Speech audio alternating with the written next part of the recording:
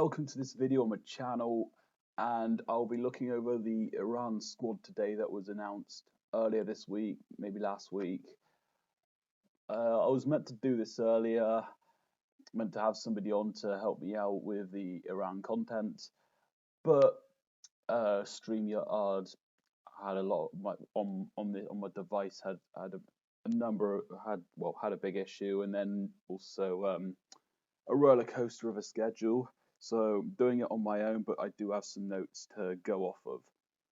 So one thing I had been made aware of is this squad that's going to this World Cup is pretty much the same as what went back in 2018. In fact, I was also told that the average age by Sami Kiani was 28.9 something.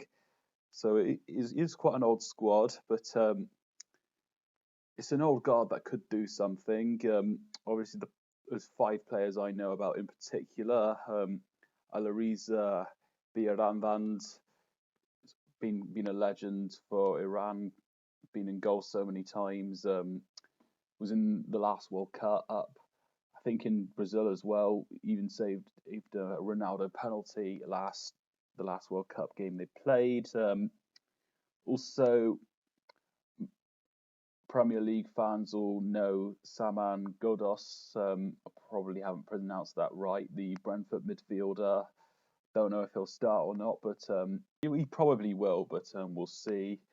Also, another former Premier League player, Alireza Diakhabash, formerly of Brighton, now at Feyenoord. He's a good attacking option, who I imagine will play behind the strikers, depending on the formation. And then, of course, Mehdi Taremi, Sardar Azmoun of Porto and Bayer Leverkusen, respectively. They'll be the ones to watch out for when they play England. And I do think they're the best options outside of England in terms of goal threat in this group. Not necessarily like a Mo Salah or something like that. But yeah, as I mentioned, there are squads largely the same as what happened last time. I don't know how different it would have been if Dragan Stojcic was still in charge, whether there's any players that if the squad would have been any different, and if it was a matter of Queiroz has stuck to some loyal players.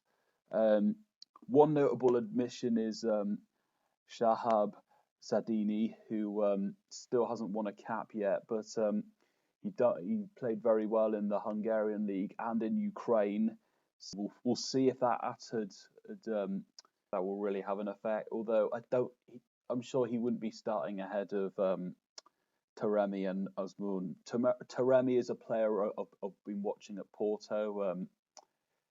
When he showed up, he's been excellent, including in the Champions League, and he's been on some good form within the last 2 months. And then Azmoun, he wasn't in the provisional squad because he wasn't fit, and there was a question mark on his fitness. But when the squad was announced after his injury, he came back. I don't know where he's going to fit in, but if he's going to come in straight away, but we'll find out on that first game. And you've got Ramin Razzaini and Ramin Razzian. Sorry if I said that name wrong. Rujbeh Cheshmi. They were not in the national team since 2019, but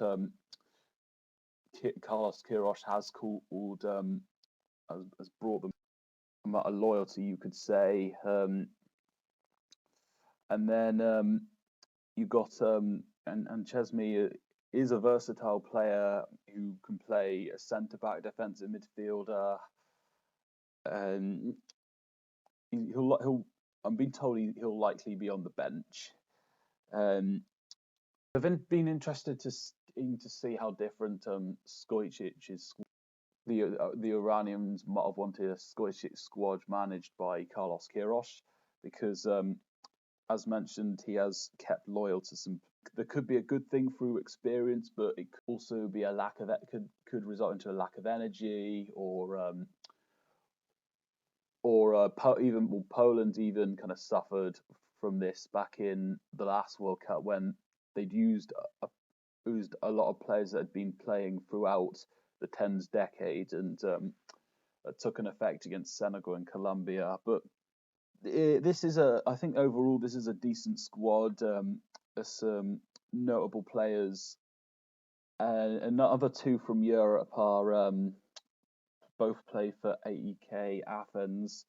What we got Eshan Hajasafi and Milad Mohammadi.